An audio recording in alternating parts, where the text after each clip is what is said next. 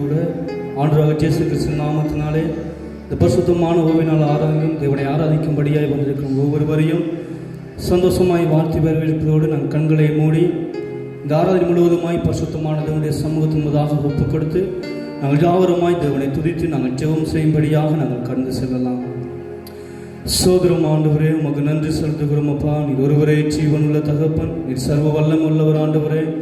எங்கள் அளவுக்கு அதிகமாய் நேசிக்கிற மெய்யான தெய்வம் நீராய் இருப்பதற்காக நன்றி செலுத்துகிறோம் ஆண்டவரே. இந்த பரிசுத்தமான ஓவினால் ஆராதனையிலும் உம்முடைய கட்டளையை நிறைவேற்றும்படியாக உம்முடைய வார்த்தைக்கு ஆண்டவரை நாங்கள் கீழ்ப்படிந்து உங்கள் பிள்ளைகளாக உண்மை ஆராதிக்கும்படியாக வந்திருக்கிறோம் ஆண்டவரே. உங்கள் கிருபையினால் எங்களை மூடிக்கொள்ளுங்கள் அப்பா. உம்மை நோக்கி பார்க்கும் பொழுது அறியாத மட்டாதமான பெரிய காரியங்களை செய்வேன் என்று சொன்னவர் நீங்கள். உம்மை நோக்கி உங்கள் பிள்ளைகளாக பார்க்குறோம் ஆண்டவரே. இந்த ஆராதனை மூலமாக உங்கள் நாமம் மகிமைப்பட வேண்டும். நாங்கள் பாடப்போகிற ஒவ்வொரு பாடல்கள், துதிபலிகள், உங்களுடைய வாயின் வார்த்தைகள் எல்லாவற்றிலும் ஆண்டவர் இரத்தத்தினாலே மூடி உங்கள் நாமம் என்று மகிமைப்படும்படியாக நீர் கூடவே இருந்து வழி நடத்துங்க ஏசப்பா. எங்கெங்கெல்லாம் பிள்ளைகள் இந்த ஆராதனை கேட்டு ஆராய்த்துக் கொண்டிருக்கிறார்களோ இந்த இடமெல்லாம் அவனுடைய வல்லமையான கிருபையும் கூடவே இருக்கும்படியாய் ஆண்டவராகிய இயேசு கிறிஸ்து நாமத்தினாலே உங்கள் பாதத்தில் ஒப்பு கொடுத்து ஜெபிக்கிறேன் ஜீவனுள்ள நல்ல ஆண்டவரே, ஆமென். நல்லது. நாங்கள் அப்படியாய் கூட இந்த பரிசுத்தமான தேவனை ஆராதிக்கும்படியாக நாங்கள் ஒரு பாடலை பாடி கரங்களை தட்டி உற்சாகமாய் கூட ஆண்டுடைய இரத்த கோட்டைக்குள்ளே நான் நுழைந்து விட்டேன், இனி என்னும் அணுகாது, எந்த தீங்கும் எங்களை நெருங்காது என்ற பாடலை விசுவாசத்தோடு உற்சாகமாய் இந்த பாடலை பாடி தேவனை ஆராதிக்கும்படியாக நாங்கள் கடந்து செல்லலாம்.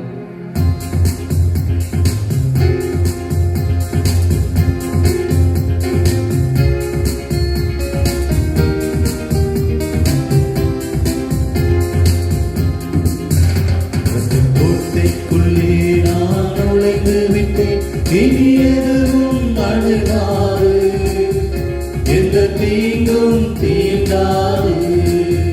இரத்தக் கோட்டைக்குள்ளே நான் நுழைந்து விட்டேன், இனி எதுவும் அணுகாது, எந்த தீங்கும் தீண்டாது.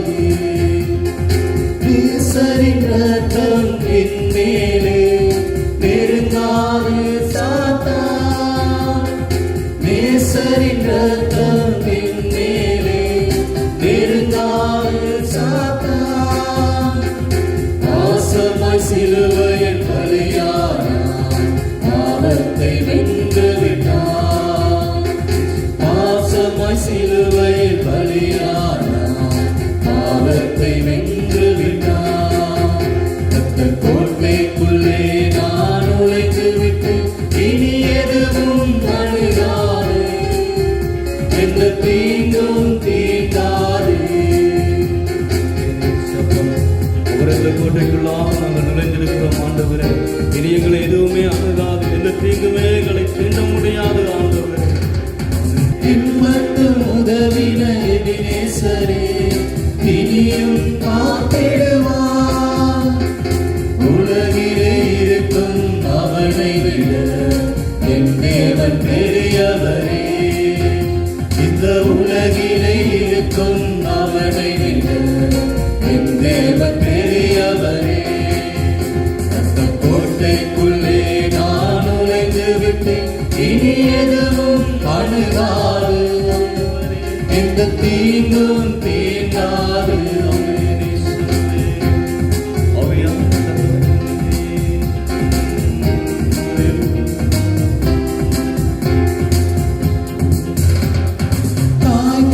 பிள்ளையை மறந்தாலும் மறவாத என் நேசரே, தாய்தன் பிள்ளையை மறந்தாலும் மறவாத என் நேசரே. ஆயனை போல நடத்துகிறேன், அபிஷேகம் செய்கின்றேன். ஆயனை போல நடத்துகிறேன், அபிஷேகம் செய்கின்றேன். கோட்டைக்குள்ளே நான் நுழைந்து விட்டேன், இனி எதுவும் அணுகாது, எந்த தீங்கும் தீண்டாது.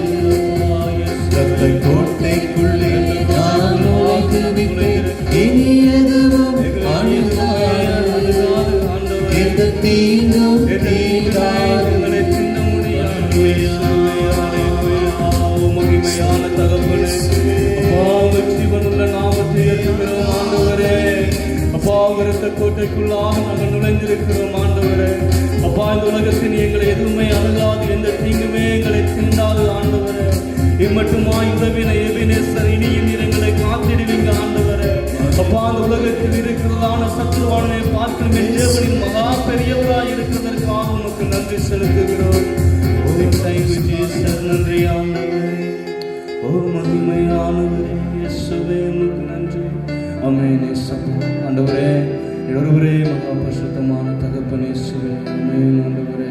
அன்பு தேவனுக்கு பிரியமானவர்களே, தினம் ஒரு காலை வேளையிலுமாய் கூட நாங்கள் அப்படியாக தேவனுடைய சமூகத்தின் என்பதாக எங்களுடைய பாவங்களை நாங்கள் அறிக்கை செய்யும் வல்லமையாக இருக்கிறது. எங்களை நாங்கள் சிந்தித்தவர்களாக எங்கள் இருதயத்தில் தேவனுடைய நாமத்துக்கு எதிராக நாங்கள் செய்த பாவங்கள், எங்களுடைய சரீரத்தில் நாங்கள் தேவனுடைய நாமத்துக்கு எதிராக செய்த பாவங்களை நாங்கள் சிந்தித்து பார்ப்போம். நாங்கள் யாவருமே மனுஷர்களாக இருக்கிறோம். நாங்கள் பலவீனமானவர்கள். நாங்கள் பாவம் செய்வதற்கு அநேக சந்தர்ப்பங்கள் உண்டு. வேதம் சொல்லுகிறது, எல்லோருமே பாவம் செய்து தேவ மகிமையிலிருந்து போயிருக்கிறார்கள் என்று. ஆகவே நாங்கள் யாருமே பெருமை பாராட்ட முடியாது, நாங்கள் பரிசுத்தமானவர்கள் என்று சொல்லிக்கொண்டு, காரணம் நாங்கள் யாருமே பாவம் செய்த தேவ மகிமையிலிருந்து போயிருக்கிறோம். ஆனாலும் நாங்கள் ஆராதிக்க தேவன் எங்கள் பாவங்களை மன்னிக்கிறவராக இருக்கிறார்.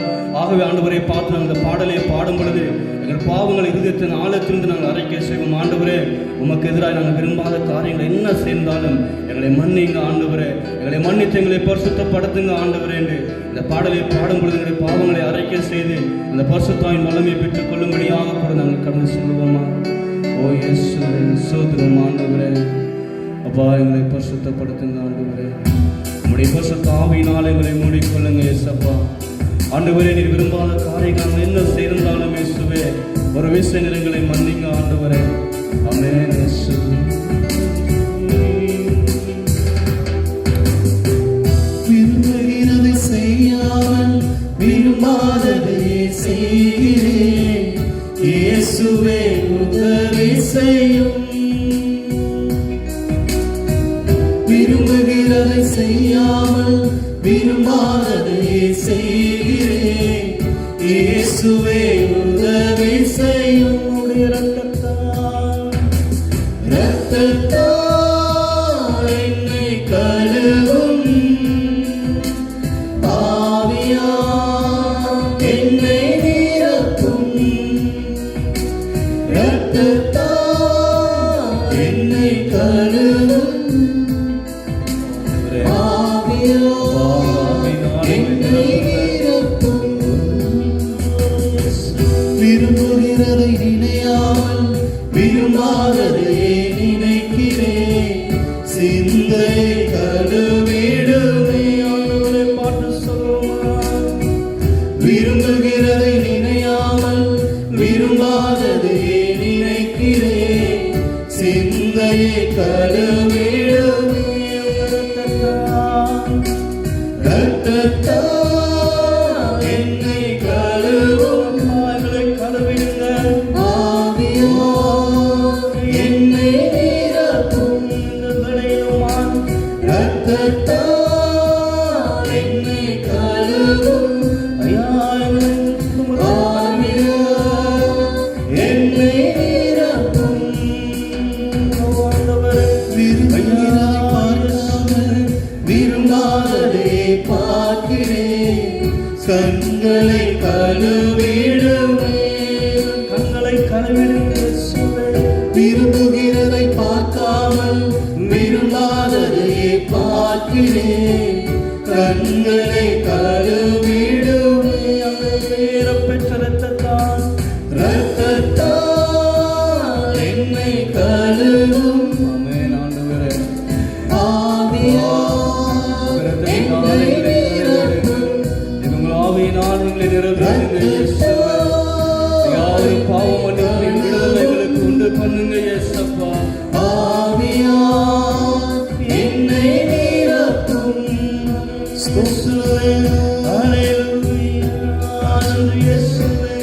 ஆமென் ஆண்டவரே.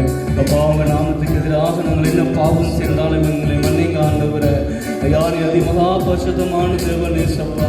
நாங்கள் யாவரும் பாவிகள் ஆண்டவரே. அப்பா, நாங்கள் நாங்கள் பாவம் செய்து உங்கள் தேவ மகிமையிலிருந்து போயிட்டு நிற்கிறோம் ஆண்டவரே. ஐயா, இரத்தத்தினால எங்களையும் எங்கள் குடும்பத்தையும் எங்கள் தேசத்தையும் இந்த உலகம் முழுவதுமாய் கழுவி ஆண்டவரே நீர் பாவ மன்னிப்பின் நிச்சயத்தை எங்களுக்கு உண்டு பண்ணுங்க இயேசப்பா. ஆவியான தகப்பனே, ஐயா பாவிகளாக எங்களை நேசிக்கிற தேவன் நீர் ஆண்டவரே. அப்பா, இந்த விடுதமாக ஆண்டவரே உண்மையான உள்ளத்தோடு தன்னுடைய பாவங்களை அடைக்க செய்கிற உங்கள் பிள்ளைகளாக எங்கள் மேல உங்க ஆவியை ஊற்றி ஆண்டவரே ஒரு பாவ மன்னிப்பின் விடுதலையை ஆண்டவரே எங்களுக்கு உண்டு பண்ணுங்க இயேசப்பா. ஓ இயேசுவே ஆண்டவரே, உங்க சித்தத்தை நிறைவேற்றி கொண்டு வாழங்களுக்கு நீ கிருபை செய்யுங்க ஆண்டவரே. ஆமென் இயேசுவே, நன்றி. விரும்புகிறவர் சொல்லுவதை என் வாழ்வில் நீ செய்திடுவே, விருப்பத்தை நிறைவேற்றுவே. ஆண்டவரே, உங்க விருப்பத்தை விரும்புகிறவர் சொல்லுவதை என் வாழ்வில் நீ செய்திடுவே, விருப்பத்தை நிறைவேற்றுவே. இயேசுவே என் தகப்பனே, ஆவியார் வழி நடத்துமே. இயேசுவே என் தகப்பனே, ஆவியார் வழி நடத்துமே. நன்றி இயேசுவே. ஓ மகிமையான தகப்பனே, ஐயா ஆவியினால் எங்களை வழி நடத்துங்க இயேசப்பா. நன்றி நன்றி நன்றி நன்றி ஆண்டவரே. அவையான தகப்பனே, ஒருவரே சர்வ வல்லமுள்ள ஆண்டவரே சப்பா. எங்கள் பாவங்களை மன்னிக்கக்கூடிய வல்லமை ஆண்டவராக இயேசு கிறிஸ்துவிடம் மட்டுமே உண்டு ஆண்டவரே. எங்களுக்காக இந்த உலகத்தில் வந்து எங்களுடைய பாவங்களுக்காக, எங்களுடைய மீறுதலுக்காக, எங்களுடைய அக்கிரமங்களுக்காக கல்வாரி மலை மீது அநேக பாடுகளை, வேதனைகளை, துன்பங்களை அனுபவித்து ஆண்டவரே எங்களுக்காக மரித்து எங்களுக்காக உயிர்த்தெழும்பினவரே, உங்கள் விலையேறப்பெற்ற இரத்தத்தினாலே மூடி ஆண்டவரே. ஐயா, எங்களுக்கு ஒரு பாவ மன்னிப்பின் விடுதலையும் நிச்சயத்தையும் தந்து பரிசுத்தமாய் உங்க மகனாக உங்க மகளாக உம்மை ஆராதிக்க நீ தந்த மகா பெரிய கிருபைக்காக உமக்கு நன்றி செலுத்துகிறோம் ஆண்டவரே. ஆமென் இயேசுவே. Thank you Jesus. நன்றி ஆண்டவரே. ஆமென் இயேசுவே. ஆமென். நல்லது என்பது தேவனுக்கு பிரியமானவர்களே, நாங்கள் பாவங்களை உண்மையாக தேவனுடைய சமூகத்தின் முன்பதாக நாங்கள் அறிக்கை செய்யும் பொழுது கடவுளுடைய பாவங்களை மன்னித்து அவருடைய பிள்ளைகளாக தேவன் எங்களை மாற்றுகிறவராக இருக்கிறார். ஆகவே கூட இந்த வேளையிலும் நாம் விழுந்தவரை இதனுடைய சமூகத்தின் முன்பதாக நாங்கள் எழுந்திருந்தோ இல்லை அமர்ந்து கொண்டோ உங்களால் இயன்றவரை இதனுடைய சமூகத்தின் முன்பதாக இருந்து தேவனை நாங்கள் துதிக்கும்படியாக நாங்கள் கடந்து செல்வோம். வேதத்தை நாங்கள் பார்க்கின்ற பொழுது தேவனை நோக்கி அவர்கள் துதிக்கும் பொழுது அந்த எரிகோ மதிலை கூட அந்த இடத்துல நிற்க முடியாமல் போனது.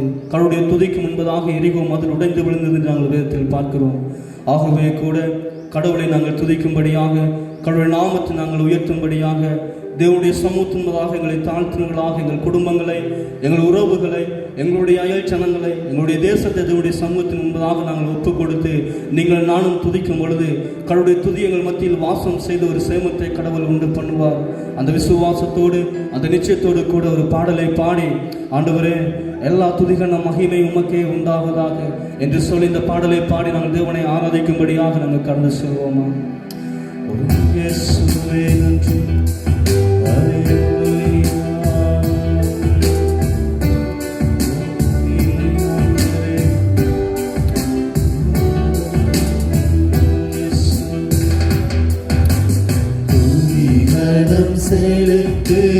செலுத்துகிறோம் திரியேக தேவனுக்கே ஆராதனை நாயகரே என்றென்றும் புகழுமக்கே. ஆராதனை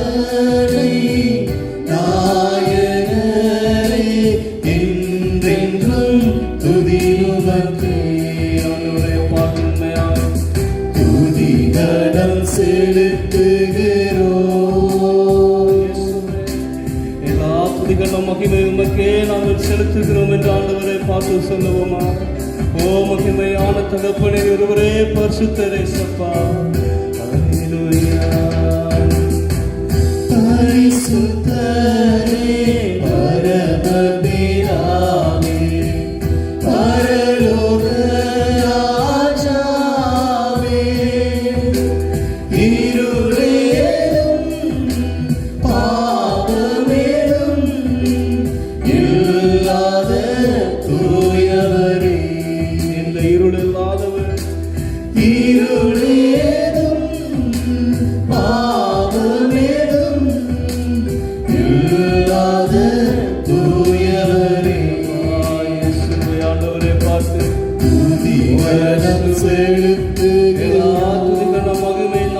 இயேசு ஒருவருக்கே செலுத்துகிறோம் ஆண்டவரே.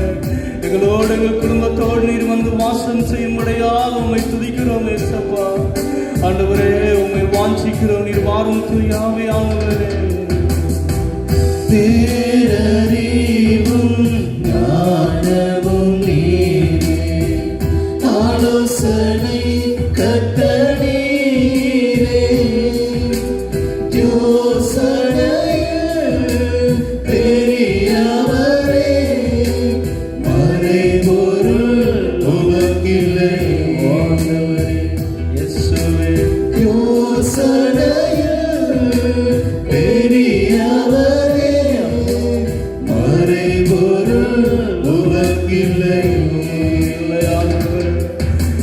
துதிகரம் செலுத்துகிறோம் ஆண்டவரே உம்மை துதிக்கிறோம் ஆண்டவரே.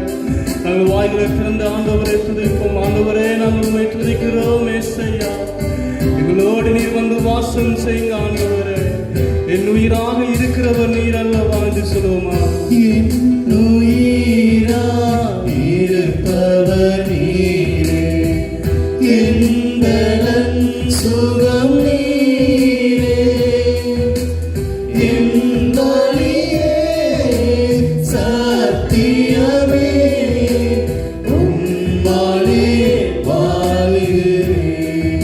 உம்மால் மாத்திரமே நாங்கள் உயிர் வாழ்கிறோம். சத்தியமே, உம்மாலே வாழுகிறேன். கரங்களை உயர்த்தி ஆராதனையோடு சொல்லுவோம். துதிகரம் செலுத்துகிறோம் தேவன் ஒருவருக்கே திரியேக தேவனுக்கே ஆராதனை உமக்கே ஆண்டவரே. ஆராதனை நாயகரே, என்றென்றும் புகழுமக்கே ஆண்டவரே துதியும் உமக்கே. ஆராதனை நாயகரே, என்றென்றும் துதியுமக்கே. இயேசுவே உம்மையே நாங்கள் ஆராதிக்கிறோம் ஆண்டவரே. என்றென்றும் துதிகன மகிமை ஆண்டவராகிய இயேசு கிறிஸ்து ஒருவருக்கே உண்டாவதாக. அப்பா உம்மை துதிக்கும் பொழுது அந்த இடத்தில் வாசம் செய்வனே என்று சொன்னவரே. ஐயா உங்க பிள்ளைகளாக உங்க குடும்பங்களாக உம்மை நோக்கி பார்க்கிறோம் ஆண்டவரே. ஐயா எங்களோடு எங்கள் குடும்பத்தோடு நீர் வந்து வாசம் செய்யுங்க ஆண்டவரே. ஐயா எங்களை அழைத்தவர் நீரே சப்பா. ஆண்டவரே எங்களை மலை மேல் உள்ள பட்டணமாக எங்களை அழைத்திருக்கிறீங்க. ஐயா இந்த இருளான வாழ்க்கை எங்களை சூழ்ந்திருக்கிறது. வெளிச்சமான தேவன் எங்களோடு வரும்பொழுது இருளெல்லாம் எங்களை விட்டு நீங்கி விடுமே சப்பா. ஆண்டவரே எங்களோடு வாங்க இயேசுவே. அப்பா அவங்க கிருபை எங்களோடு வரட்டும் ஆண்டவரே. உங்களோட வல்லமை எங்களோடு வரட்டும் இயேசுவே. அவையான தகப்பனே ஐயா உங்க நாமத்தினாலே எதை கேட்டாலும் தருவேன் என்று சொன்னவரே. உமது கிருபை எங்களுக்கு போதும் ஆண்டவரே. ஐயா எங்களோடும் எங்கள் குடும்பத்தோடும் எங்கள் உறவுகளோடும் எங்கள் தேசத்திலும் உலகம் முழுவதும் உங்கள் கிருபை போதும் ஆண்டவரே. நீர் கூடவே இருந்தால் போதும் ஆண்டவரே. மகிமையான தகப்பனே, வழியும் சத்தியமும் ஜீவனுமாய் இருக்கிறவரே, இந்த உலகத்தில் நாங்கள் வாழும் பொழுது உன் பிள்ளைகளாக ஆண்டவரே உன் வழியில் நடந்து உங்கள் நாமத்தை மகிமைப்படுத்த ஆண்டவர் தாமே எங்களுக்கு கிருபை செய்வீராக. ஆமென் இயேசுவே. உமக்கு நன்றி செலுத்துகிறோம் ஆண்டவரே. ஆமென் இயேசுவே. நன்றி ஆண்டவரே. நல்லது என்பது தேவனுக்கு பிரியமானவர்களே, நாங்கள் ஆராதித்துக் கொண்டிருக்கிறதான தேவன் எங்கள் துதிகளின் மத்தியிலே வாசம் செய்கிற தேவனாய் இருக்கிறார். எங்கள் இருதயத்தில் இருக்கிறதான வேண்டுதல்கள் நாங்கள் சொல்ல முடியாமல் எங்கள் மனதில் இருக்கிறதான காரியங்கள் எல்லாவற்றையும் தேவன் அறிந்து அதுக்கு ஒரு விடுதலையும் அதுக்கு ஒரு ஆசீர்வாதத்தையும் தர ஒரு வல்லமை உள்ளவராய் இருக்கிறார். ஆகவே எங்களுடைய விண்ணப்பங்களை ஏற்கிற ஆண்டுடைய சமூகத்துன்பதாக நம்முடைய சில விண்ணப்பங்களுக்காக நாங்கள் ஜெபம் பண்ணும்படியாய் நாங்கள் கடந்து செல்வோம். நாங்கள் விசேஷ விதமாய் இந்த வேளையிலுமாக நாங்கள் ஜெபம் பண்ணுவோம். உலகம் முழுவதுமாய் தேவனுடைய வல்லமை கடந்து வரும்படியாய் உலகம் முழுவதும் வாழ்க்கை சனங்களை தேவன் மரண ஆவிலிருந்து பாதுகாத்து இந்த கொள்ளை நோயை தேவன் அழித்து போடும்படியாகவும், அதே போல எங்கள் தேசத்தையும் தேவன் இரத்தத்தினாலே மூடி இந்த கொள்ளை நோயிலிருந்து பாதுகாத்து எங்கள் தேசத்துக்கும் தேவன் சமாதானத்தை ஊற்றும்படியால் தேவனுடைய சமூகத்தில் ஒப்புக் கொடுத்து நாங்கள் ஜாபருமாய் வாய்களை திறந்து நாங்கள் ஜெபம் செய்வோம். சோதரும் ஆண்டவரே, அப்பா உமக்கு நன்றி செலுத்துகிறோம். ஆவியான தகப்பனே, உங்கள் ஜீவனுள்ள நாமத்தினாலே ஜெபிக்கிறோம் ஆண்டவரே. உலகம் முழுவதும் உடைய வல்லமையான கிருபை வந்து அமரட்டும். உலகம் முழுவதும் வாழ்கிற எல்லா ஜனங்களும் ஆண்டவரே உம்மை ஏற்றுக்கொண்டு இயேசப்பா இந்த கொள்ளை நோயிலிருந்து விடுதலை பெற்று பாவ வாழ்க்கையிலிருந்து விடுதலை பெற்று உம்மை ஆராதிக்க ஆண்டவர் கிருபை செய்யுங்க. அப்போ அதே போல் எங்கள் தேசத்தின் இரத்தத்தினாலே மூடி எங்கள் தேசத்தில் வாழ்கிற ஜனங்களின் தேவன் பாதுகாத்து சுகத்தோடும் பலத்தோடும் ஆண்டவரை விசேஷ விதமாய் சமாதானத்தோடும் ஆண்டுடைய கிருபையினாலே மூடி வழி நடத்தும்படியாய் இயேசுவின் நாமத்தினாலே எங்கள் விண்ணப்பங்கள் ஒவ்வொன்றையும் உங்கள் சமூகத்திங்களாக ஒப்புக் கொடுத்து எங்களை தரைமட்டமாய் தாழ்த்தி இயேசுவின் நாமத்தினாலே ஜெபங்கட்டி நிற்கிறோம். ஜீவனுள்ள நல்ல ஆண்டவரே, ஆமென். கிறிஸ்துவுக்குள் அன்பான தெய்வ பிள்ளைகளே, மறுபடியும் இந்த மே மாதம் 2வது ஞாயிறு ஆராதனையிலே வந்திருக்கிறதான உங்கள் அனைவரையும் கர்த்தராகிய இயேசு கிறிஸ்துவின் நாமத்தில் அன்போடு கூட வாழ்த்தி வரவேற்றுக் கொள்கிறோம். இன்றைய நாளிலே உலகமெங்கிலும் தாய்மார்களை நினைவு கூறுகிறதான அன்னையர் தினமாக கொண்டாடப்படுகிறது. அன்னையர்கள் புறக்கணிக்கப்பட்டு முதியோர் இல்லங்களிலே தனித்து கைவிடப்பட்டவர்களாய் விடப்படுகிறதான இந்த காலத்திலே சில பிள்ளைகள் நினைத்து விடுகிறார்கள், சில இடங்களிலே கொண்டு போய் எல்லாவித வசதி வாய்ப்புகளையும் கொடுத்து என்னுடைய தாயாரை பராமரித்து கொண்டால் என்னுடைய தாயார் சந்தோஷமாய் இருப்பார்கள் என்று. ஆனாலும் தனித்து விடப்பட்டவர்களாய் அநாதை இல்லங்களிலே, முதியோர் இல்லங்களிலே, இன்னும் வெவ்வேறு இடங்களிலே, சில நேரங்களிலே தங்களுடைய சொகுசான வீடுகளிலே பிள்ளைகளுடைய அன்பு கிடைக்காதா, பேர பிள்ளைகளுடைய கொஞ்சுதல் கிடைக்காதா என்ற ஏக்கத்தோடு தவித்துக் கொண்டிருக்கிறதான தாய்மார்கள் ஆயிரக்கணக்கானோர், லட்சக்கணக்கானோர் இந்த நிமிஷத்தில் இந்த பூமியிலே வாழ்ந்து கொண்டிருக்கிறார்கள். அன்பார்ந்த தேவ பிள்ளைகளே, இந்த அன்னையர் தினத்தை நினைவு கூறுகிற நாளிலே நீங்கள் உங்களுடைய தாயாரிடத்திலே போய், அம்மா, இந்த உலகத்திலே என்னை பெற்றெடுத்தபடியினாலே, என்னை 9 மாதங்கள் கருவிலே சுமந்தபடியினாலே உங்களுடைய வேதனைகளை எல்லாம் மறந்து எனக்காக நீங்கள் எல்லாவற்றையும் சகித்து கொண்டமையினாலே உங்களுக்கு நன்றி என்று சொல்லுங்கள். அவர்களுக்காக ஜெபியுங்கள். கர்த்தர் உங்களுடைய வாழ்க்கையிலே பெரிய ஆசீர்வாதங்களை கொடுப்பார். காரணம், 10 கற்பனையை நீங்கள் எடுத்து பார்ப்பீர்களானால் 10 கற்பனையிலே அந்த 4வது கற்பனையை மாத்திரம் நாங்கள் பார்க்கும் பொழுது, அந்த கற்பனையிலே உன் ஆயுசு நாட்கள் அதிகரிக்கும்படியாக உன்னுடைய தாயையும் தகப்பனையும் கனம் பண்ணுவாயாக என்று சொல்லப்பட்டிருக்கிறது. ஆகவே அன்பார்ந்த பிள்ளைகளே, இன்றைய நாள் அன்னையர்களின் நாள். சில நேரங்களிலே பெற்று அன்னையர்களானவர்களும், இன்னும் பல நேரங்களிலே பெறாமலும் அன்னையர்களானவர்களும் அநேகர் இருக்கிறார்கள். அவர்கள் அனைவரையும் கர்த்தர் ஆசீர்வதிப்பாராக. அன்னையர்களே, உங்களுடைய பணி பெரிது, நீங்கள் செய்கிற தியாகம் பெரிது. அதற்கான பிரதிபலனை கர்த்தர் நிச்சயமாய் உங்களுடைய வாழ்க்கையிலே அருளி செய்வாராக. நம்முடைய நாளிலும் கூட தேவனுடைய வார்த்தைக்குள்ளாய் கடந்து செல்வோம், திருப்பிக் கொள்வோம். கலாத்தியர் எழுதினதான நிருபத்திலே 6ஆம் அதிகாரத்திலே 12ஆம் வசனம் தொடக்கம் 18ஆம் வரை வசனங்கள். கலாத்தியர் 6ஆம் அதிகாரம் 12 தொடக்கம் 18 வரை வசனங்கள். மாம்சத்தின்படி நல்வேஷமாய் காணப்பட விரும்புகிறவர்கள் எவர்களோ அவர்கள் தாங்கள் கிறிஸ்துவினுடைய சிலுவை நிமித்தம் துன்பப்படாத படிக்கே உங்களை விருத்த சேதனம் பண்ணிக்கொள்ள கட்டாயம் பண்ணுகிறார்கள். விருத்த சேதனம் அடைந்திருக்கிற அவர்களும் நியாயப்பிரமாணத்தை கை கொள்ளாமல் இருக்கிறார்கள். அப்படி இருந்தும் அவர்கள் உங்கள் மாம்சத்தை குறித்து மேன்மை பாராட்டும்படிக்கு நீங்கள் விருத்த சேதனம் பண்ணிக்கொள்ள வேண்டும் என்று விரும்புகிறார்கள். நானோ நம்முடைய கர்த்தராகிய இயேசு கிறிஸ்துவின் சிலுவையை குறித்தே அல்லாமல் வேறொன்றையும் குறித்து மேன்மை பாராட்டாதிருப்பேனாக. அவரால் உலகம் எனக்கு சிலுவையில் அறையுண்டிருக்கிறது, நானும் உலகத்துக்கு சிலுவையில் அறையுண்டிருக்கிறேன். கிறிஸ்து இயேசுவுக்குள் விருத்த சேதனம் ஒன்றுமில்லை, விருத்த சேதனம் எல்லாமையும் ஒன்றுமில்லை, புது சிருஷ்டியே காரியம். இந்த பிரமாணத்தின்படி நடந்து கொள்ளுகிறவர்கள் எவர்களோ அவர்களுக்கும் தேவனுடைய இஸ்ரவேலருக்கும் சமாதானமும் இரக்கமும் உண்டாயிருப்பதாக. இனிமேல் ஒருவனும் எனக்கு வருத்தம் உண்டாக்காதிருப்பானாக. கர்த்தராகிய இயேசு கிறிஸ்துவினுடைய அச்சடையாளங்களை நான் என் சரீரத்திலே தரித்துக் கொண்டிருக்கிறேன். சகோதரரே, நம்முடைய கர்த்தராகிய இயேசு கிறிஸ்துவின் கிருபை உங்கள் ஆவியுடனே கூட இருப்பதாக.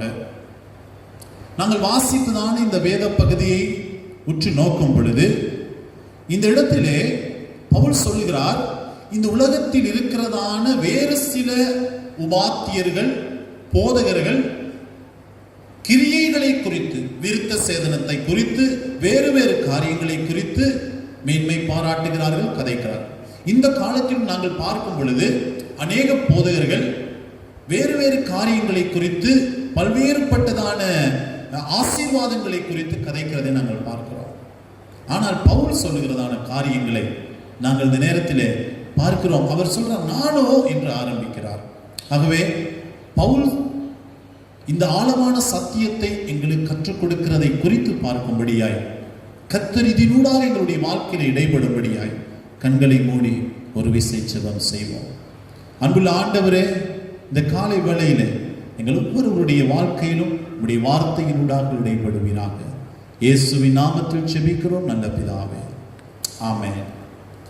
பவுல் இந்த இடத்திலே சொல்லுகிறார், ஆனால் நானோ அவர்களைப் போலல்லாமல், எவர்களை என்றால் இந்த உலகத்தின் செழிப்பான உபதேசத்தை சொல்லுகிறவர்கள், அப்படி அல்லவிட்டால் வேறு வேறு காரியங்களின் ஊடாக கடவுளை சந்தோஷப்படுத்த சொல்லுகிறவர்களைப் போலல்லாமல், வெளிப்புறமான காரியங்களை நீங்கள் காட்டுவதை சொல்லாமல் இயேசு கிறிஸ்துவினுடைய சிலுவையை குறித்ததான உபதேசத்தை நான் சொல்லுகிறேன். இந்த சிலுவையை குறித்து நாங்க பார்க்கும் பொழுது, சிலுவை எங்களுக்கு நன்றாக தெரியும்.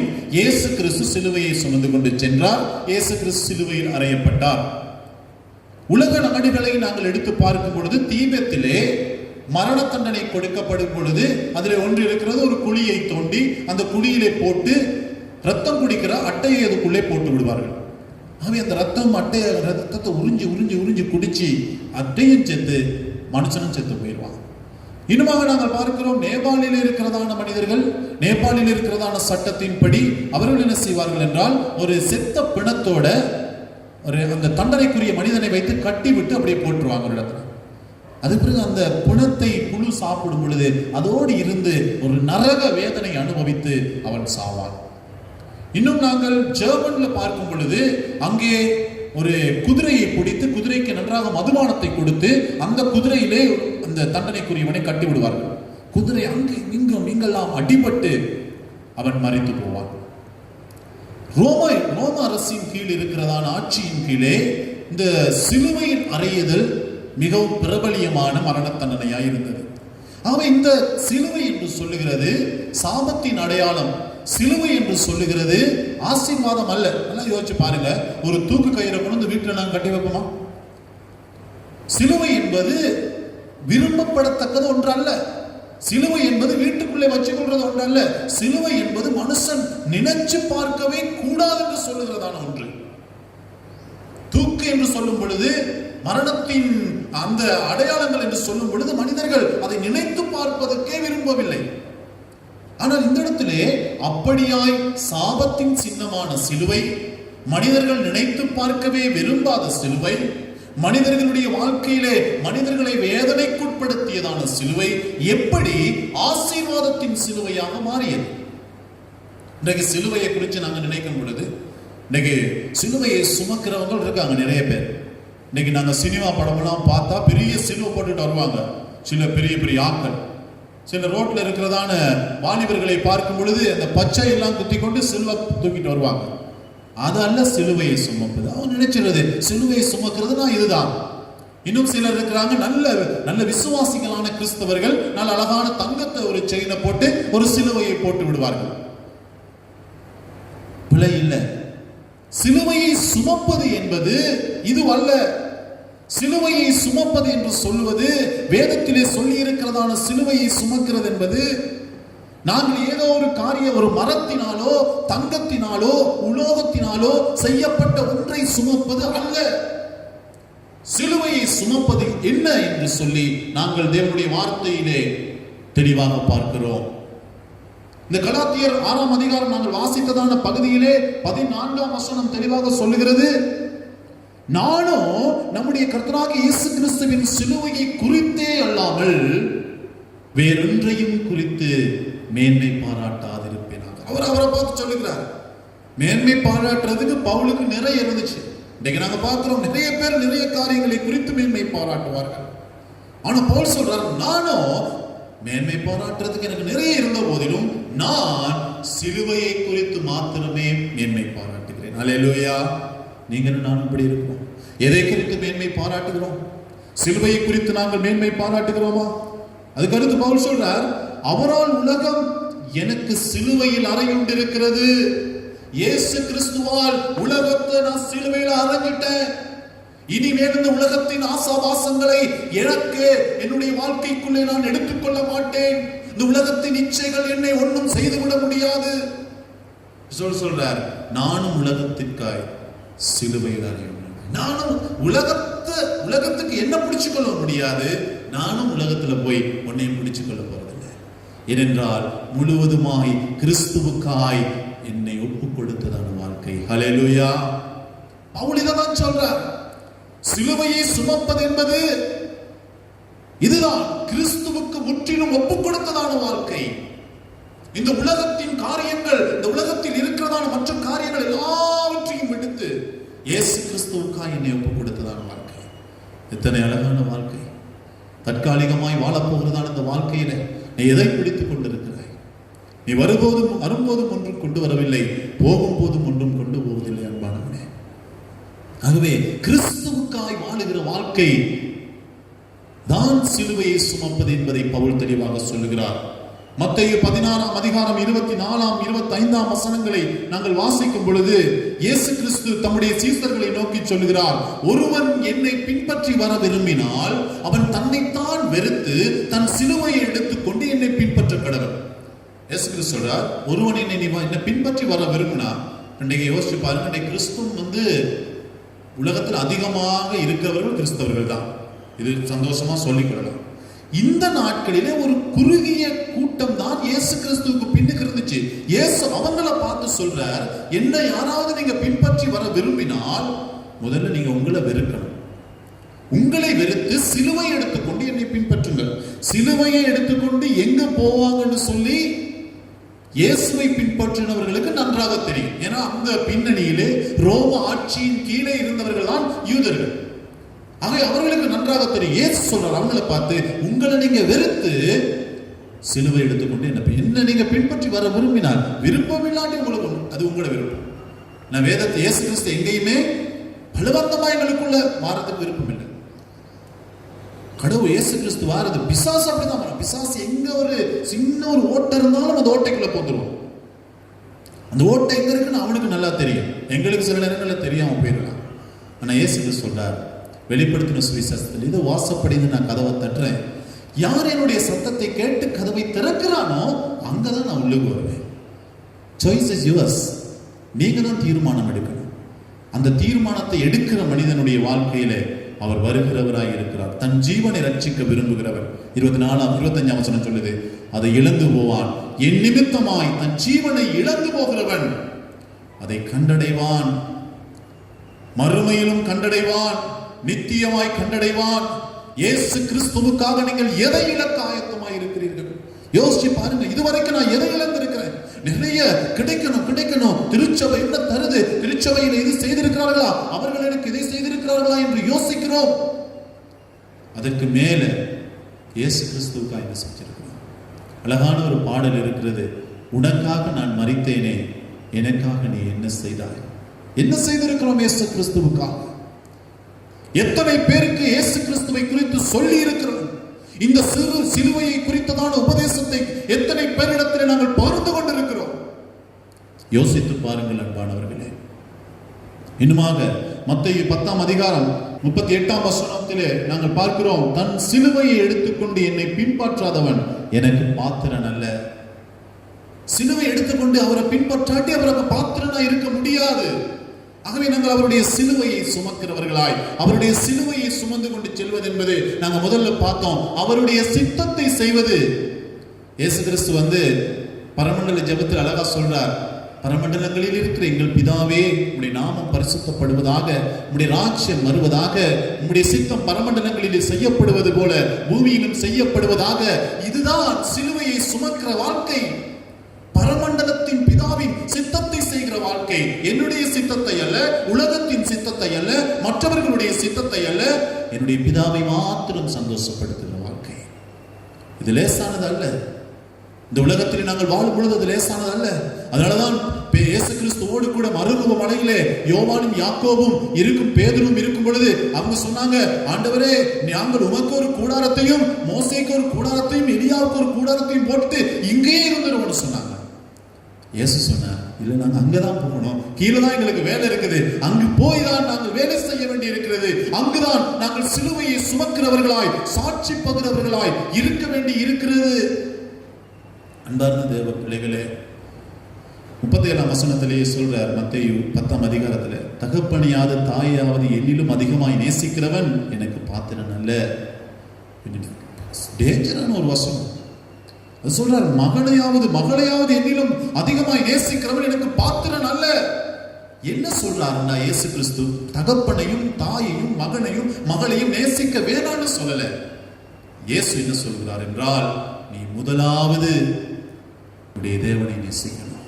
உன்னுடைய தேவன் தான் உன்னுடைய வாழ்க்கையில முதலாமா இருக்கணும். உன்னுடைய தேவனுக்காக இந்த உலகத்தின் எல்லா காரியங்களையும் நீ துறக்க ஆயத்தமாகணும். பவுல் சொல்வது போல, கிறிஸ்துவுக்காக நான் சிலுவையில் அறைகின்றிருக்கிறேன். இந்த உலகத்தை நான் அப்படியே சிலுவையில் அறைஞ்சிட்டேன். உலகம் எனக்கு இனி இல்லை. இந்த உலகத்துக்கு ஏற்ற மாதிரி நான் வாழ போறதில்லை. பவுலுடைய வாழ்க்கை அப்படி இருந்தால்தான் எங்களுக்கு சொல்ல முடியும், எல்லாவற்றையும் எனக்கு அனுபவிக்க அதிகாரம் உண்டு, ஆனால் ஒன்றுக்கும் நான் அடிமைப்பட மாட்டேன் என்று சொல்லி. அதே போல் அன்பானவர்களே, நாங்கள் தொடர்ச்சியாக பார்க்கிறோம், நாங்கள் யோசித்து பார்க்கணும். இன்னைக்கு நாங்கள் விசுவாசிகளா இருப்பது லேசு. இன்னைக்கு அநேகர் விசுவாசிகளா இருப்பாங்க, ஆனால் வேதம் எங்களை விசுவாசிகளா இருப்பதற்காக அழைக்கவில்லை, சீடர்களாக இருப்பதற்காக அழைத்திருக்கிறது. ஆதியிலே நாங்கள் பார்க்கிறோம், அப்போஸ்தலர் 11ஆம் அதிகாரம் 26வது வசனத்திலே, ஆதியில் இருந்ததான கிறிஸ்தவர் சீடர்களுக்கு கிறிஸ்தவர்கள் என்று பெயர் அந்தியோகியாவிலே முதலாக வழங்கப்பட்டது. இது ஒரு பட்ட பெயர், புனை பெயர். சீடர்களுக்கு தான் அது வழங்கப்பட்டது, கிறிஸ்தவர்கள் என்பதல்ல. யார் இயேசுவை பின்பற்றினார்களோ, சீடன் என்பவன் யார் என்றால், குருவை பின்பற்றுகிறவன், குருவினுடைய வார்த்தையின்படி நடப்பவன், குருவினுடைய வார்த்தை அப்படியே முழுசாய் நடப்பிப்பவன், அதைப்படி செய்கிறவன் தான் சீடன். அப்பொழுது யார் என்னுடைய குரு? இயேசு கிறிஸ்து.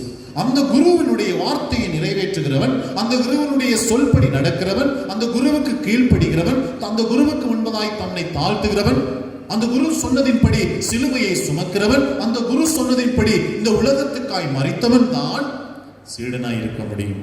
ஆதி திருச்சபையிலே இருந்த சீடர்கள் அப்படித்தான் இருந்தார்கள். பலர் அப்படி இருந்த போதும் சிலர் மற்ற மாதிரியும் இருந்தார்கள். ஆகவே யோசிச்சு பாருங்க, இந்த காலை வேளையில் நீங்கள் விசுவாசிகளாய் இருக்கிறீர்களா, சாதாரணமான அல்லது இயேசுவின் சீடர்களாய் இருக்கிறீர்களா? இந்த நாட்களிலே இயேசுவின் சீடர்களை இயேசு தேடிக்கொண்டிருக்கிறார். இயேசுவின் சீடன் தான் சிலுவையை சுமக்கிறவனாக இருக்க முடியும். ஆகவே அன்பார்ந்த தேவ பிள்ளைகளே, நாங்கள் யோசித்து பார்ப்போம். சீடன் என்பவன் இயேசு கிறிஸ்துவுக்காக எல்லாவற்றையும் விட்டுக் கொடுக்கிறவனாய் இருக்கிறான். அப்படியே உங்களில் எவனாகிலும் தனக்கு உண்டானவைகள் எல்லாம் வெறுத்து விடாவிட்டால் எனக்கு சீடனாய் இருக்க மாட்டான். சீடனா இருக்க முடியாது. நாங்க ரெண்டு பக்கம் காலை வச்சுக்கிட்டு சீடனா இருக்க முடியாது. கொஞ்சம் உலகத்தில் இருந்து சில பேர் சொல்லுவாங்க, கொஞ்ச நாளைக்கு எல்லாத்தையும் செஞ்சுட்டு வந்து நான் ஞானஸ்நானம் எடுத்த பிறகு நல்லா வந்துடுறேன். நீங்க உங்களையும் ஏமாற்றி மற்றவங்களையும் ஏமாத்த பார்க்கிறீங்க. உங்களை நீங்கள் ஏமாற்றிக் கொள்ளாதீர்கள். சீடனாய் இருக்கிறவன் நாளைக்கு சொல்ல மாட்டான், இன்றைக்கு நான் ஆயத்தம் ஆண்டவரே, எல்லாவற்றையும் இந்த லூக்கா 14ஆம் அதிகாரம் 43 படி எல்லாவற்றையும் வெறுத்து இயேசுவுக்காய் என்னை ஒப்புக் கொடுக்க ஆயத்தம். எத்தனை மகத்துவமான ஆசீர்வாதம் அன்பானவர்களே. இனிமாய் நாங்கள் வேதத்திலே சிலுவையை குறித்து கதைத்துக் கொண்டு போனால் கதைச்சிட்டு போகலாம். சிலுவையை பற்றிய உபதேசம் கெட்டு போகிறவர்களுக்கு பைத்தியமாய் இருக்கிறது. ரட்சிக்கப்படுகிற எங்களுக்கோ அது தேவ கிருபை மேன்மையாய் இருக்கிறது.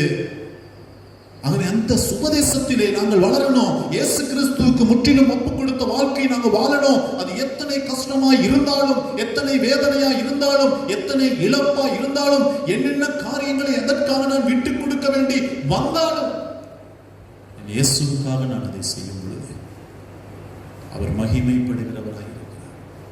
அப்பொழுதுதான் என்னுடைய பிதாவும் மகிமைப்படும் பொழுதுதான் எங்களுடைய வாழ்க்கை ஆசீர்வாதமானதாய் இருக்க போகிறது. அன்பார்ந்த தேவ பிள்ளைகளே, நாங்கள் அநேகமாக இப்படியாய் சிலுவையை சுமந்த மனிதர்களை பார்க்கிறோம்.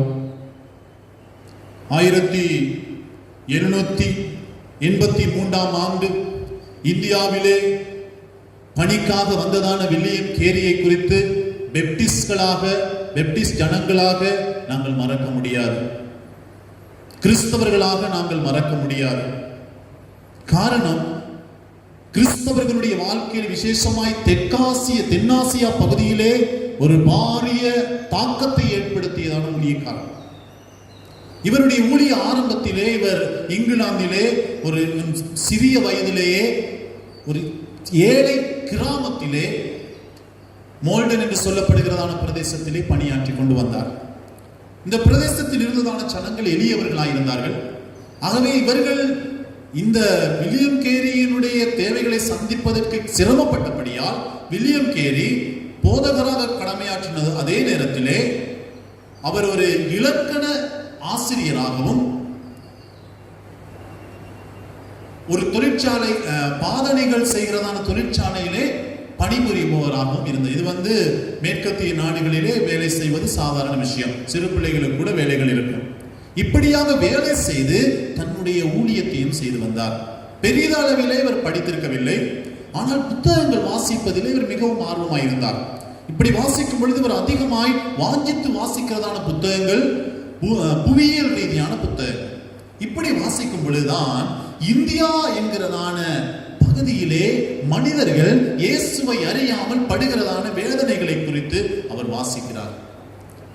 இயேசுவினுடைய மகா பெரிய கட்டளையான நீங்கள் போய் சகல ஜாதிகளையும் சீசராக்குங்கள் என்கிறதான வார்த்தையை முழுக்கவும் நம்பினதான இந்த வில்லியம் கேரி தீர்மானம் எடுக்கிறார். தன்னுடைய வாலிப வயதிலே தீர்மானம் எடுக்கிறார், நான் இந்தியாவுக்கு போகிறேன்.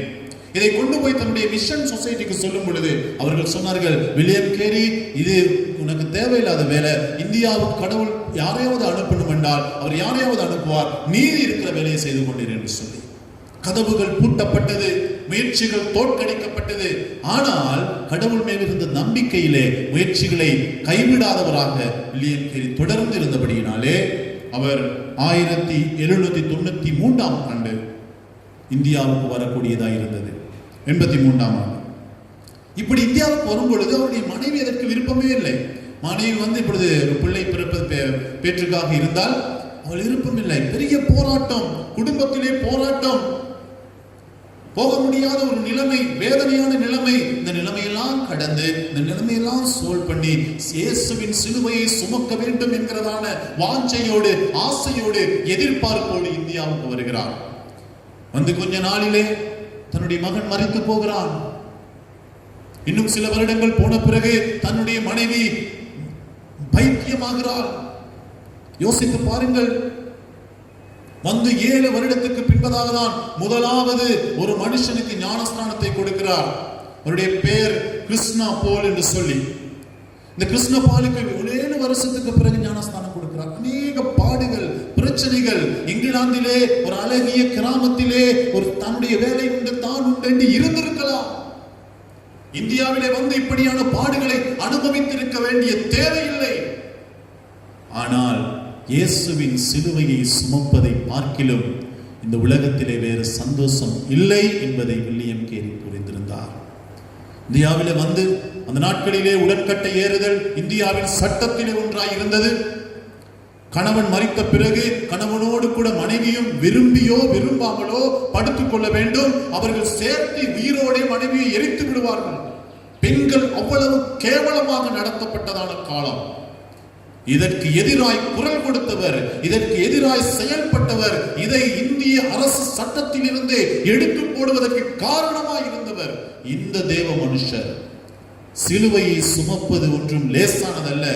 நிறைய பேர் சொல்லுவாங்க, கிறிஸ்தவ வாழ்க்கை பஞ்சு வெத்த மாதிரி, நீ நினைக்கிறதெல்லாம் கிடைக்கும், நீ நினைக்கிறதெல்லாம் உன்னுடைய வாழ்க்கையில பலிக்கும், நீ அப்படி வாழ்வாய் இப்படி வாழ்வாய். இல்லை அன்பானவர்களே, வேதம் எங்களுக்கு கற்றுக் கொடுக்கிற பாடம் இந்த உலகத்தின் ஆசீர்வாதத்தை குறித்து அல்ல, நித்திய கால ஆசீர்வாதத்தை குறித்து, ஒரு நாளும் உங்களை விட்டு எடுபடாத ஆசீர்வாதத்தை குறித்து. அதான் பவுல் கடைசியாக நாங்கள் வாசித்த பகுதியிலே சொல்லுகிறார், இனிமேல் ஒருவனும் எனக்கு வருத்தம் உண்டாகாதிருப்பானாக. கர்த்தராகிய இயேசுவினுடைய அச்சடையாளங்களை என்னுடைய சரீரத்திலே தரித்துக் கொண்டிருக்கிறேன். அதை தரிச்சு கொண்டிருக்கிறேன். அவருடைய அச்சடையாளங்கள் எனக்குள்ளே இருக்கிறது. அவருடைய சாயல் எனக்குள்ளே இருக்கிறது. அவர் எப்படி அன்பு கூர்ந்தாரோ அப்படி நான் அன்பு கூறுகிறேன். அவர் எப்படி எங்க போய் பிரசங்கித்தாரோ அப்படி பிரசங்கிக்கிறேன். அவர் எப்படி வாழ்ந்தாரோ அந்த அச்சடையாளங்களை நான் என்னுடைய சரீரத்திலே குத்தி வச்சிட்டு இருக்கிறேன். சிலுவையை சுமக்கிறவனுடைய வாழ்க்கை இப்படித்தான் இருக்கும். அன்பார்ந்த தேவ பிள்ளைகளே, சிலுவையை சுமக்க ஆயத்தமா? சிலுவையை சுமப்பது லேசல்ல. ஆனால் சிலுவையை சுமக்கும் பொழுது அதிலே பிதாவானவர் மகிமைப்படுகிறார். பிதாவானவர் மகிமைப்படுகிற வாழ்க்கை இம்மையிலும் மறுமையிலும் மகிழ்ச்சிக்குரிய வாழ்க்கையாய், சமாதானம் நிறைந்த வாழ்க்கையாய் இருக்க போகிறது. இந்த காலை வேளையிலே நாங்கள் கண்களை மூடி கடவுளுடைய சமூகத்தில் யோசித்து பார்ப்போம். ஆண்டவரே, சிலுவையை சுமக்க நான் ஆயத்தம். ஆண்டவரே, எத்தனை கஷ்டங்கள் வந்தாலும், எத்தனை பிரச்சனைகள் வந்தாலும், எத்தனை வேதனைகள் வந்தாலும் இந்த சிலுவையை நான் சுமப்பேன். பவுல் சொல்வது போல இந்த சிலுவையை ஆண்டவரே என்னுடைய வாழ்க்கையிலே என்னுடைய வாழ்க்கையாக மாற்றிக்கொள்வேன். இந்த உலகத்தை சிலுவையில் அறைந்து ஆண்டவரே என்னுடைய ஆசைகள், இச்சைகள் எல்லாவற்றையும் சிலுவை அறைந்து கிறிஸ்து விரும்புகிறதான வாழ்க்கை வாழ, உம்முடைய சித்தம் செய்கிற வாழ்க்கை வாழ என்னை ஒப்புக் கொடுக்கிறேன் என்று அவரை பார்த்து சொல்லலாம். அந்த ஜெப நிலையில ஆண்டவரே, இந்த உலகத்தின் ஆசீர்வாதங்களை அல்ல, இந்த உலகத்தின் மேன்மையை அல்ல, உம்முடைய சிலுவையை சுமக்கிற பாக்கியத்தை எனக்கு தாரும் என்று சொல்லலாம். இயேசுவின் பின்னால் செல்லுகிற வாழ்க்கை அப்படியாகத்தான் இருக்கும் அன்பானவர்களே. சிலுவையின் முன்னால் உலகம் என் பின்னால் என்ற பாடலை பாடி நம்ம சொல்லுவோம். ஆண்டவரே, என் வாழ்க்கையில் எல்லாவற்றிலும் சிலுவை என் முன்னால் இருக்கணும். இந்த உலகம் எனக்கு பின்னுக்கு இருக்கணும். நான் முதலாவது உடைய ராஜ்யத்தின் நீதியை தேடணும். அப்பொழுது இவைகளெல்லாம் பின்னுக்கு இருந்து என்ன தேடி வரும் ஆண்டவரே என்று அவரை பார்த்து சொல்லுவோம். நாங்கள் அப்படியாய் செபநிலையிலே இருந்து பாடுவோம். இயேசுவின் பின்னால் நான் செல்வேன், திரும்பி பார்க்க மாட்டேன் என்ற பாடலை பாடி இதோட நாமத்தை மேம்படுத்துவோம்.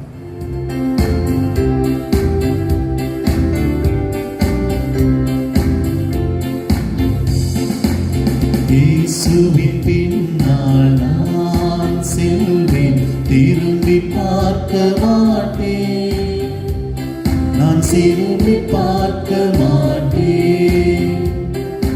இயேசுவின் பின்னால் நான் செல்வேன், திரும்பி பார்க்க மாட்டேன், நான் திரும்பி பார்க்க மாட்டேன். சிலுவையை முன்னால், உலகமே பின்னால், சிலுவையை முன்னால், உலகமே பின்னால். இயேசு சிந்திய இரத்தத்தினாலே என்றும் விடுதலையே. இயேசு சிந்திய இரத்தத்தினாலே என்றும் விடுதலையே. இயேசுவின் பின்னால் நான் செல்வேன், திரும்பி பார்க்க மாட்டேன், திரும்பி பார்க்க மாட்டேன். அவர் பார்த்து சொல்லும், ஆண்டவரே பின்னால் நான் செல்லுவேன். ஆண்டவரே, எத்தனை கஷ்டங்கள் வந்தாலும், உலகத்தின் பெருமை, செல்வத்தின் பற்று ஒன்றுக்கும் ஆண்டவரே நான் அடிபணியாமல் உம்முடைய நாமத்தை மகிமைப்படுத்துவேன் என்று சொல்லும். உலகத்தின் பெருமை, செல்வத்தின் பற்று எல்லாம் உதறிவிட்டேன். உலகத்தின் பெருமை, செல்வத்தின் பற்று எல்லாம் உதறிவிட்டேன். உடல் பொருளாவி உடைமைகள் யாவும் ஒப்பு கொடுத்து விட்டேன். உடல்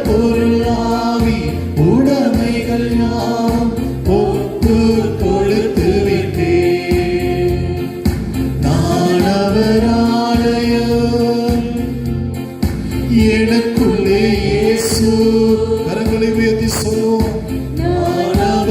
ஆலயம் எனக்குள்ளே இயேசு, என்ன நடந்தாலும் எவ்வேளையிலும் எப்போதும் துதித்திடுவேன். என்ன நடந்தாலும் எவ்வேளையிலும் எப்போதும் துதித்திடுவேன். இயேசுவின் பின்னால் நான் செல்வேன், திரும்பி பார்க்க மாட்டேன், திரும்பி பார்க்க மாட்டேன். ஆண்டவரே, எல்லாரும் அவரை பார்த்து சொல்லுவோம். ஆண்டவரே, சிலுவையை முன்னா உலகமே பின்னா, சிலுவையை முன்னா உலகமே பின்னா, இயேசு சிந்திய இரத்தத்தினாலே இன்றும் விடுதலையே. ஆண்டவரே, இயேசு சிந்திய இரத்தத்தினாலே என்றும் விடுதலையே.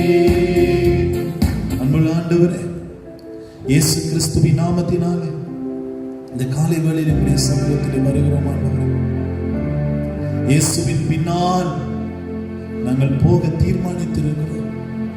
சிலுவையை சுமக்க, அது எத்தனை பாரமானாலும், வேதனையானாலும், கஷ்டமானாலும், கவலையானாலும் அதை சந்தோஷமாய் சுமக்க எங்கள் ஒவ்வொருவரும் உதவி செய்ய ஆண்டவரே. ஆண்டவரே, இந்த உலகத்தின் ஆசைகளை, இச்சைகளை, எங்களுடைய சுயநலங்களை சிலுவையிலே நாங்கள் அறைந்து விடுகிறோம். ஆண்டவரே, உம்மை நோக்கி பார்த்து வாழத்தக்கதாக சிலுவையை நோக்கியதான இந்த சந்தோஷமான பயணத்துக்குள்ளாய் இந்த உலகத்திலே எத்தனையோ ஆயிரம் தேவ மனுஷங்கள் வாழ்ந்தது போல நாங்களும் வாழ எங்களுக்கு உதவி செய்ய ஆண்டவரே. இந்த அருமையான நாளிலே நாங்கள் மறுபடியுமாக தாயார்களுக்காய் ஜெபிக்கிறோம். இந்த நாளிலே உலகத்தில் இருக்கிறதான மனிதர்கள் அந்நியர் தினத்தை அனுஷ்டிக்கிறதான வேளையிலே பிள்ளைகளை ஈன்றெடுத்த, பிள்ளைகளை வளர்த்தெடுத்த ஒவ்வொரு தாயார்களுக்காகவும் நாங்கள் ஜெபிக்கிறோம். ஆண்டவரே, உங்களுடைய வாழ்க்கையை ஆசீர்வதிப்பீராக, அவர்களுக்கு சந்தோஷத்தை கொடுப்பீராக. யாரெல்லாம் முதியோர் இல்லங்களிலே, தங்களுடைய வீடுகளிலே, வேறு வேறு இடங்களிலே தனித்து விடப்பட்டவர்களாய் பிள்ளைகளுடைய அன்புக்காக, பேர பிள்ளைகளுடைய அன்புக்காய் ஏங்கிக் கொண்டிருக்கிறார்களோ அவர்கள் எல்லாரையும் ஆசீர்வதிங்க ஆண்டவரே. உம்முடைய அன்பு அவர்களுக்கு கிடைப்பதாக. இந்த உலகத்தின் அன்பு இப்படித்தான் என்பதை அவர்கள் புரிந்து கொண்டு கிறிஸ்துவின் நித்திய அன்புக்குள்ளாய் அவர்கள் நடத்தப்படுவார்களாக. ஆண்டவரே, திருச்சபையின் ஒவ்வொரு தாயார்களுக்காய் நன்றி சொல்லுகிறேன். அவர்கள் எல்லாரையும் இயேசுவின் நாமத்தினாலே ஆசீர்வதிங்க ஆண்டவரே. பரிசுத்த ஆவியானவரே, இந்த நேரத்திலும் கூட வேதனையோடு, கவலையோடு, கண்ணீரோடு, கஷ்டங்களோடு, நோய்களோடு, வருத்தங்களோடு இந்த இடத்திலே செபத்திலே இருக்கிற உம்முடைய பிள்ளைகளை தொடும்படியாய் ஜெபிக்கிறேன். இந்த கிழமை உங்களுடைய வாழ்க்கையின் சந்தோஷமான கிழமையாய் இருப்பதாக. அநேக வேதனைகளை நாங்கள் கடந்து கொண்டிருக்கிறோம். தேசமாக, ஆண்டவரே, நாடாக, உலகமாக எல்லாரும் சேர்ந்து இந்த பயங்கரத்துக்குள்ளே பயணித்துக் கொண்டிருந்தாலும் சிலுவையை சுமந்து கொண்டு போகிறதான இந்த சந்தோஷமான பயணத்தை உறுதியாய் தொடர உதவி செய்வீராக, ஆசீர்வதிப்பீராக. உடைய பிள்ளைகளோடு கூட இருப்பீராக, சீடர்களாய் இருக்க உதவி செய்வீராக. இயேசுவின் நாமத்திலே ஒப்பு கொடுத்து ஜெபிக்கிறோம் நல்ல பிதாவே, ஆமென். நம்முடைய கர்த்தராகிய இயேசு கிறிஸ்துவினுடைய கிருபையும், பிதாவாகிய தேவனுடைய அன்பும், பரிசுத்த ஆவியானுடைய அந்யோன்யமும், சந்தோஷமும், சமாதானமும், சுகமும் இன்றும் என்றும் சதா காலங்களிலும் நம் அனைவரோடும் கூட இருப்பதாக.